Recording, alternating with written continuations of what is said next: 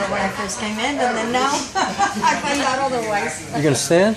Actually, I'm gonna do probably a combination of both. Okay. Yes, as I have a problem with my back and I cannot stand for too long. Okay. See everybody? What do I get most like? Here.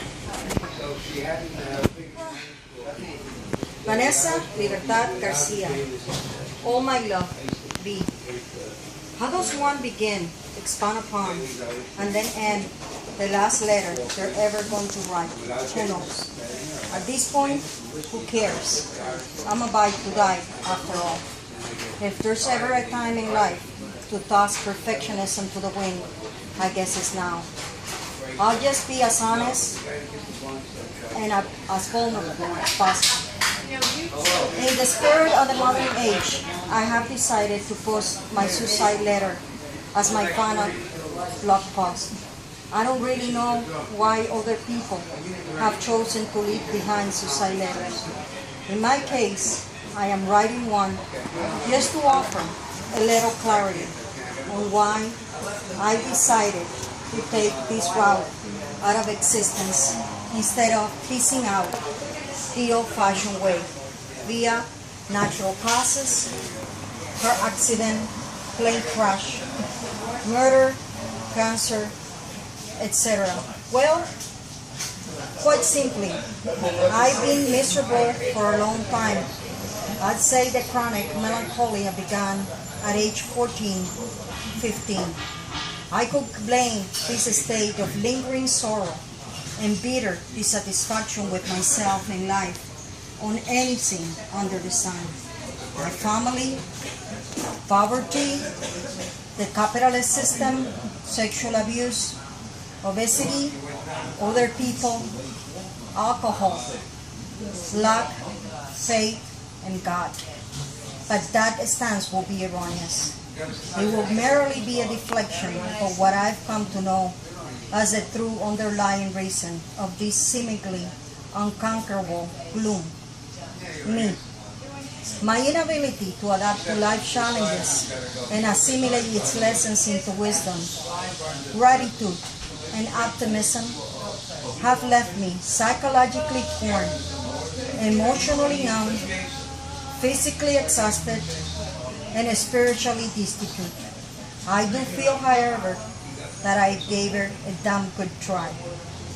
Over these 15 years, I thought to myself, if I get good grades, graduate high school, graduate college, struggle for my dreams day and night, lose weight, fall in love, make people laugh, love my friends, show up for my family, dance, travel, get sober, pray, go to therapy, take antidepressants, dream, read, make movies, write books, smile, then I'll finally be happy. Fuck being happy. Maybe I'll just get some resemblance of peace, contentment, and gratitude. I'll be lying if I said that doing all those things didn't add profound joy to my existence, because they did.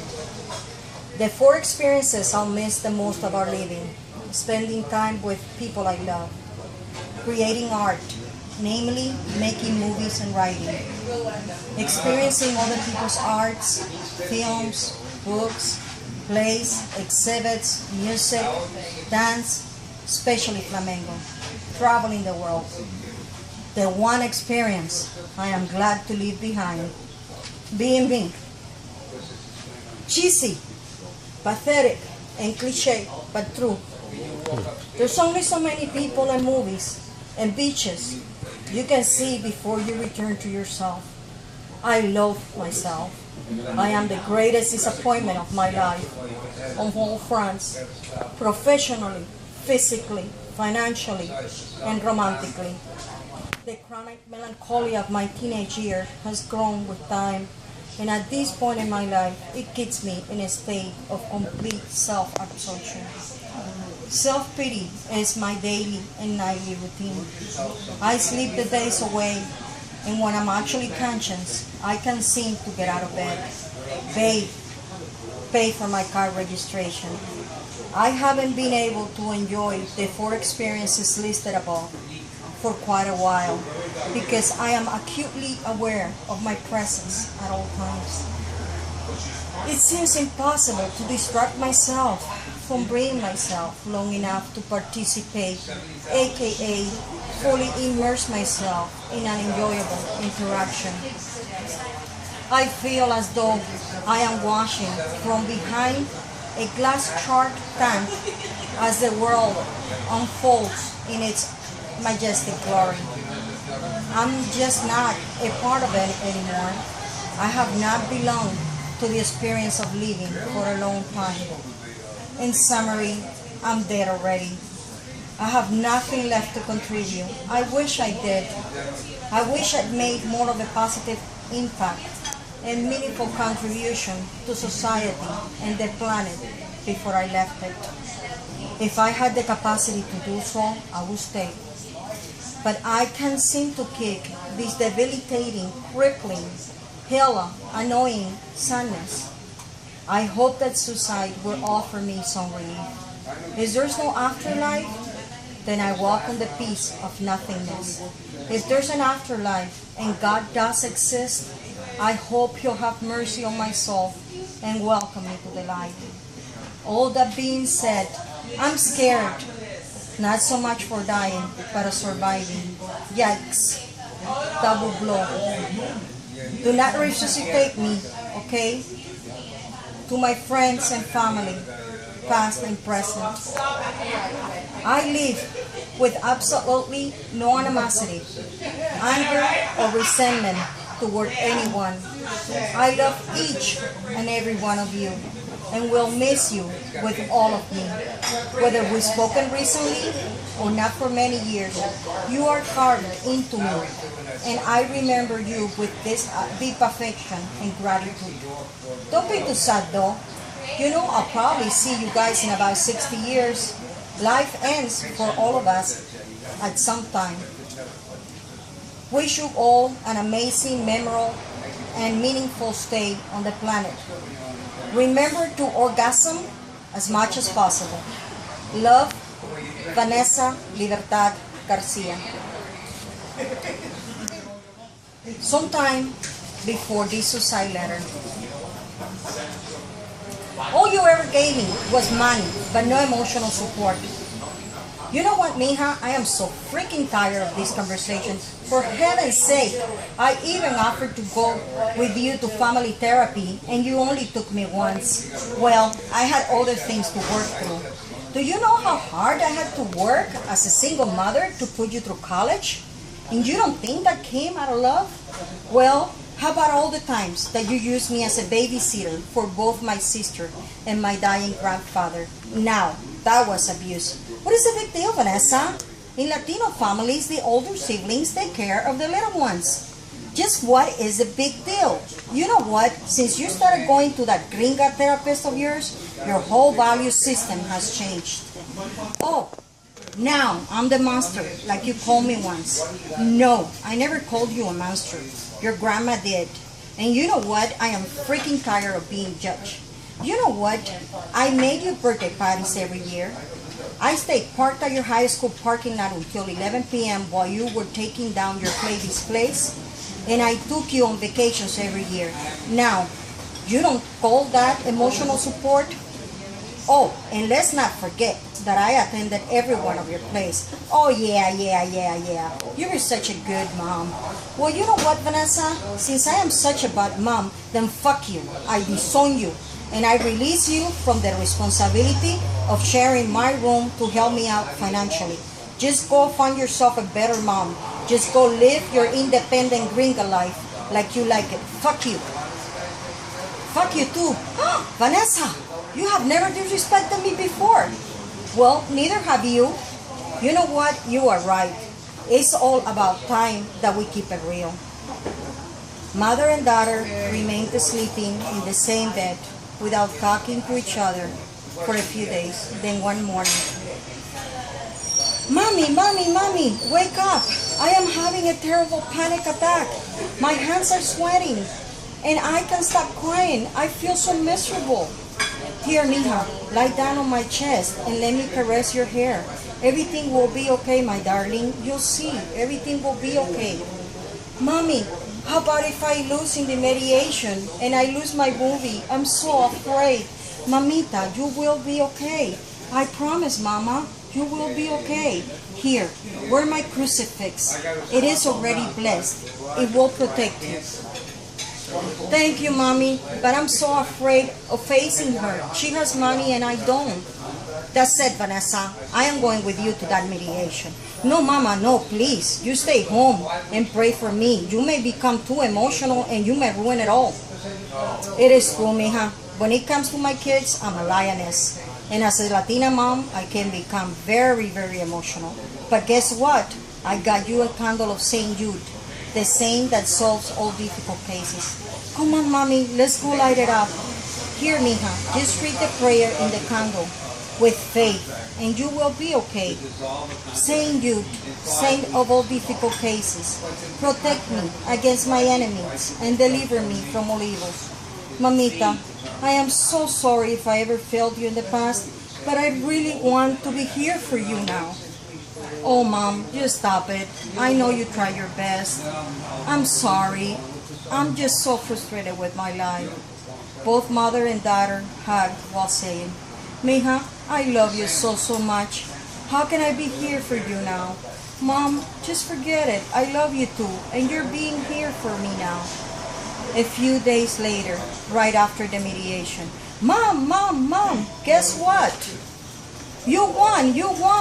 Yes, Mommy, I won the mediation. I reserved equal rights to my movie. I knew it, Mamita, I knew it. God is just. I stayed up praying for you for 2 whole hours since 10 a.m. while you were in the mediation. Mom, I told my friend that I knew it was your prayers that helped me get justice in the mediations. A couple of weeks after the mediation, Mamita was wrong. You're not writing anymore.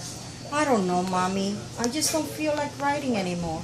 Well, maybe it's not so bad that you're not writing. Go on and have some fun. Enjoy the present. Just remember that life is not about reaching your destination, but about enjoying the journey, I guess, Mom. A month after the mediation. Mom, I have a terrible cold and I don't have energy. Mija, go to bed. I will make you your favorite fish soup with lemon, and I will have your sister take it upstairs to our room.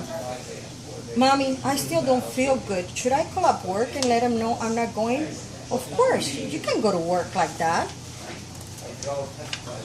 Vanessa, you have been locked up in that room for more than 2 weeks. Come down and sit down in the sun. It may help you with your cold. No, Mom, I'm too tired. But Mija, maybe I should take you to the doctor. No, Mom, just bring me more soup. Okay, Mija, but if you change your mind, we will go to the doctor.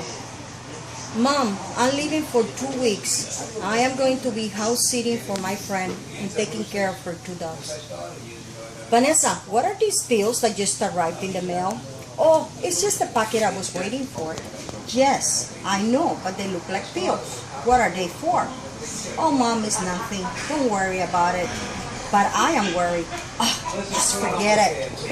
Morning of August 17, 2013. Daughter arrives in her car on Mom's driveway after 2 weeks of house sitting. Good morning, Mom. Good morning, Mamita. Sorry I do not kiss you, but I am running a very bad cold. It's okay, Mom. I just left all of your stuff and the baby stuff in the porch. Oh no, Mama, please put them in the bag because the realtor is taking pictures of the house today. Okay, Mom. Mija, you have not been home in 2 weeks. You're coming back tonight, right? No, Mama, I'm going out tonight. But Mija, remember, they are repossessing my car tomorrow, and I'm feeling very sick. I need you to come back home tonight. Mom, I already told you that tonight I'm going out with a friend. But you're sleeping at home tonight, right? I don't know, Mom, okay? I just don't know. I will call you later. Night of August 17 at 10:45 p.m. There's a hard knock on the door. Who is this? Is the police, ma'am? Yes, how can I help you? Is Vanessa Garcia here? What do you want with my daughter? She's a real good girl and has never had any problems with the law. Sorry, ma'am, but we received a phone call that your daughter posted a suicide letter in Facebook. What? Do you know where she might be? She is house sitting for her friend. Can you track down her cell phone to find her? Grace, go on Facebook and check out your sister's profile. Mom, Vanessa posted a suicide letter and she's gonna kill herself. Mom runs to computer and writes, no, mija, no, please don't do it. I love you, mija. Please reply back. Oh, please, God, I beg you, don't let her die. Vanesita, hija, please, I need you. Right back. The phone rings. Yes, hello? Is this Vanessa's mom? Yes, do you know anything about my daughter? Sorry, Mom, they just found her corpse. No. Mom throws the phone. No, mija, no. Mi pobrecita niña. Not my girl, my poor girl. Nephew, Mommy, what happened? Vanessa's sister, Mama, she did it. I know she did it. It's all my fault. I'm gonna kill myself. I'm going to the kitchen right now to grab a knife and kill myself. Nephew holds Anne down by her wrist and sits her in the love seat. Nephew, Mommy, I need you. I already lost my mom, and now Vanessa.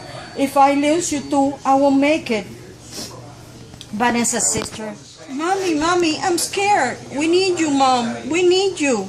Nephew, Mommy, promise you won't hurt yourself. I promise. Then the three of them hug. Mom, nephew, and daughter was screaming in pain. Nephew's girlfriend interrupts. I am calling 911 right now because you're going to hurt yourself. No, please don't call. If you do that, they will place me in a mental ward and I will not be available to be in my daughter's services. Please don't. I promise I won't kill myself. Hello?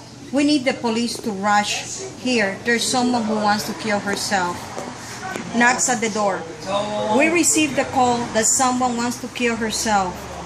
No, sir, I just want to find my daughter. She just killed herself, and I don't know where she's at.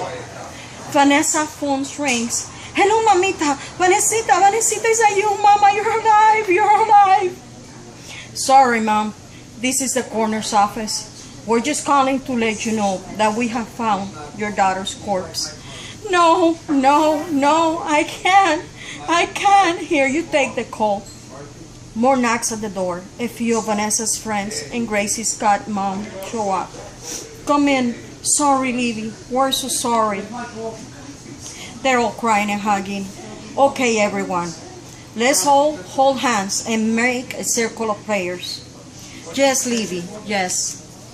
Vanessa, we are all here reunited in your name. Please make your presence. Let us feel your presence. Robertico, I took care of your daughter for 26 years now. It's your time to make your presence and cross your daughter into the light. Take her with you. I'm here, my daughter. Give me your hands. Here I am, Dad. Here I am. That's it, Vanessa. Keep on walking. That's it. Now walking to the light. You are safe, mija. You are safe. Dame tus manos. Give me your hands. While seeing this bright light illuminating both sides of the kitchen entry, Mom loses strength and falls on the love seat. The group is broken. Livy, are you okay? Are you okay? Why, Mommy? Where did I fail you? Forgive me, Mama. Forgive me for not guessing that you were in such desperate pain. Mom, I just needed to escape the lingering, debilitating sadness that I couldn't seem to kick. But why? You were brilliant. I did everything right. Went to school, had straight A's, graduated cum laude from Loyola Marymount, wrote and published a book, made documentaries, won awards, made my first feature movie, and yet I was still poor, without hope, and destitute. But we had each other. We even slept in the same bed. Exactly, Mom. At 29, I was back to sleeping with my mom on the same bed. But I thought you were happy to be back home. It was all so heartbreaking.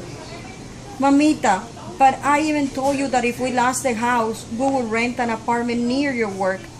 Mom, I thought you told me that all I had to do was work hard and I could get anything I wanted. I'm sorry, mija. I was taught that too. When I came from Cuba, my dad told me the same thing. He told me, work hard and you will have the American dream. Well, Mom, in the entertainment industry, it doesn't work like that. It is a ruthless industry that will rob your soul with no mercy or remorse. Mamita, maybe while I instilled in you hard work ethics, I forgot to instill the most important attribute, resilience through tough times. Mama, I felt so miserable in my life. I felt as though if I lost this movie, I had nothing to look forward to. But Mama, that wasn't true. How many times did I tell you that you were not your movies, that instead your movies were a mere resemblance of you? I wish I could have emotionally detached from it. It was not the experience that was so unbearable. It was my relationship to it. Maybe the whole point of creating this movie was not for me to finish a movie, but to take time to find God, go spiritually fit, and find peace. Honey, then why did you give up? Mama, I spent at least 4 weeks in utter terror of her reactions. My obsessive mind was killing me. What was that like, mija? It was like a tape recorder that would insanely replay itself over and over and over again, questioning, how can I change my relationship to her, to preparing for the mediation, and to the possibility of losing my film? Your obsessive mind was not letting you change your relationship to your movie situation. I felt paralyzed by fear. I was terrified that I would lose my movie and that she would make the movie without me. And sadly enough, you created your own prophecy. How many times did I tell you that in order to create positive results, one needs to create positive thoughts? But you did exactly the opposite. And by obsessing on the negative, you carved your own doom. Mom, don't you see? This was more than just the trial over my movie. It was the lack of control over my obsessive mind that turned my life into a living hell. That was the problem, mija. You looked for solution from an outside source, something you had no control over. You lacked trust in God. Mom, I kept on trying to believe that a power greater than myself could restore me to sanity. Mamita, but we all have choices to either give up in life or surrender to God. Mom, I asked God again and again, God, help me turn everything over to you. Many times I implored God, please help me, please help me, please help me, God. God, fill me with faith in you.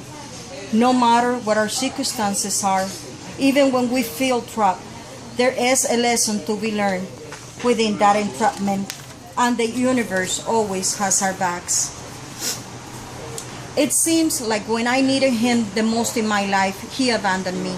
Father died, a stepfather's molestation, lack of success in career, and mental illness. Mija, whom better than me to know and understand how one can feel abandoned by God?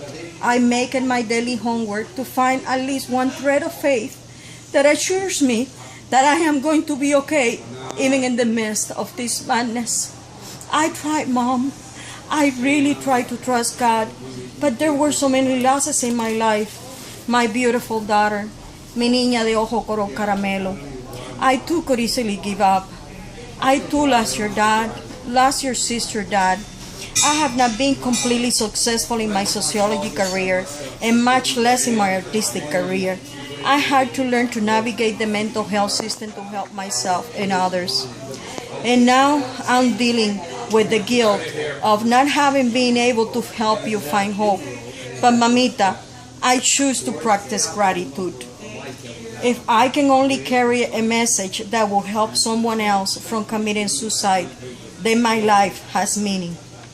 Sorry, Mommy, I was not as strong. If only you would have been able to hang on long enough to a thread of faith. Together, we could have found a solution, and your days would have been bright again. It's done, Mom. No, not just yet. How come you did not leave your sister, me, and your cousin a goodbye letter? How come that you did not make sure that we too did not feel left out? Because my family made me sad. There was no joy, no peace, no hope, only struggles. You had not been able to find a job in a year. You were losing your house. You needed back surgery, and your car was being repossessed. But you see, Mamita, I am not my job. I am not my house. I am not my car. And especially, I am not my illnesses. I am a blessed human being who has the privilege of being part of this transcending experience we call life. Mommy, I did not want to harm you guys. I just did not know how to face you. Many times I lie in bed thinking, if I would have only done this, if I would have only done that, then maybe you would still be alive. And yet, I recognize that your death is real, and that I have to trust that a power greater than myself will deliver me from this pain. After my dad died, you remarried. You never knew how to take care of your finances and failed at all your business ventures. I was lost, alone with a young child, and I felt lonely. You were always tired and laid in bed all the time. Yes, I was very depressed after the loss of your father. Mom, as a child, I was always afraid I was going to lose you too. But as I told you once, you were my only reason for living. You were the inspiration that kept me going in life. I know, Mom, and that is why I always gave you drawings when you picked me up from elementary. But not even that cheered you up. Like you said, Vanessa, depression is a bitch. It was not fair for me that you put me in danger by remarrying a child molester. Would I have known that he was such a beast, I would have never married him. But I didn't. But he molested me. You know, you never told me about the molestation until we were back safe into California. I felt powerless and scared. And I will always have to live with the guilt that you were molested because I chose the wrong partner. But again, I was very depressed and not in my best mental capacity when I married him. You were an easy prey. Not only did he kidnap us and took over $60,000 from my account, but molested you as well. Mama, I was so scared that he could catch us while trying to escape. Planning escaping Mexico and bringing us safely back to the States was also very traumatizing and scary for me, especially because the American embassy refused to help us since that monster took away our passports and all of our IDs. Mom, as an adult, over and over again, I felt like I was in hell. Many times I felt like if I could just go home and cry in my mom's arms and sleep. But Mama, I was your rock. I gave you life. You know I would have done everything in my power to help you. Like I told you once, Mom, regardless of our differences, the one thing I always knew was that you loved me. My chest is tearing up. How can I go on without you? Like you said, Mom, surrender to the universe. The problem was that I trusted too much on your capacity to be able to resolve your own issues, including your mental health. Mom, I was about to turn 30. I should have been able to take care of my emotional needs. You know what, Vanessa, as depressed as you were, I should have been reading your diary and searching through your things to find indications of you wanting to hurt yourself. And break my confidentiality? You know what, Vanessa? Fuck confidentiality. I should have called the psychiatric evaluation team and had you evaluated, even if that meant temporarily placing you in a mental ward under a 5150. You would have actually had me institutionalized against my will? Yes, if that would have meant saving your life. I have been trying to turn the sadness, the darkness, the sorrow, the heaviness of my life around since I was 25 years old. It all makes sense now. Since 2009, when you were 24 years old, you started looking at life through the dark lenses of depression. close to the same age when my depression kicked in.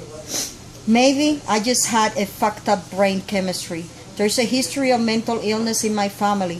I have a history with depression and most recently anxiety. Yep, your grandmothers on both sides of the family and of course me. I remember when you gave me all that herbal medication for my nerves. I really needed it. Mija, I offered to go with you to your psychiatrist, but you did not let me. I even made an appointment with my psychiatrist to revise your depression and anxiety medication, but you canceled the appointment. Mommy, I did not want to take anxiety medications. I wanted to remain sober. Fuck being sober. It was about taking care of your mental needs. Anyway, since when does taking anti-anxiety medication qualifies as breaking sobriety?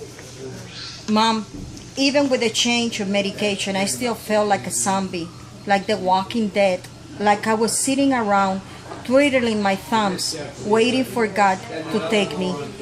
Maybe if you would have been in the right medications and the right state of mind, you would have been able to withstand all of life's stressors. Maybe yes, maybe not. Vanessa, like you said, depression is a bitch. But we all have the choice to give in to it or keep up the fight.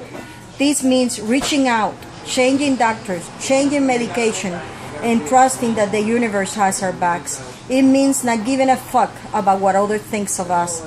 It means owning ourselves and knowing that we are a valuable human being, whether we live in a mansion or under a bridge, whether one has fucked 1 or 20 men. It is about rising above society's constraints, that which attempts to dictate what a perfect person or a perfect life is like. Who in the hell knows what a perfect person or a happy life is? The point is accepting ourselves just as we are, with all of our past choices, even if others call them mistakes. Choices are just experiences, and at the end, we all make the only choices we can given the circumstances. They are neither good or bad, they're just choices. Mom, I made the only choice I could given the circumstance. I was psychologically torn, emotionally numb, physically exhausted, and spiritually destitute. In summary, I was dead already. No, Vanessa, for me and many others, you will never be dead. In our hearts, in our souls, and in the literary world, you will always go on. Until eternity, Mom. Until soon, my love. May your soul rest in peace. Okay, Vanessa. And now, I too must move on. I will continue being on service to society and completing my mission in life. I may be down, but I'm not crushed. I may be beaten, but I'm not doomed. I may suffer from even more illnesses than the same debilitating depression that claimed your life, but I will press on, and I will continue our legacy, and life shall go on.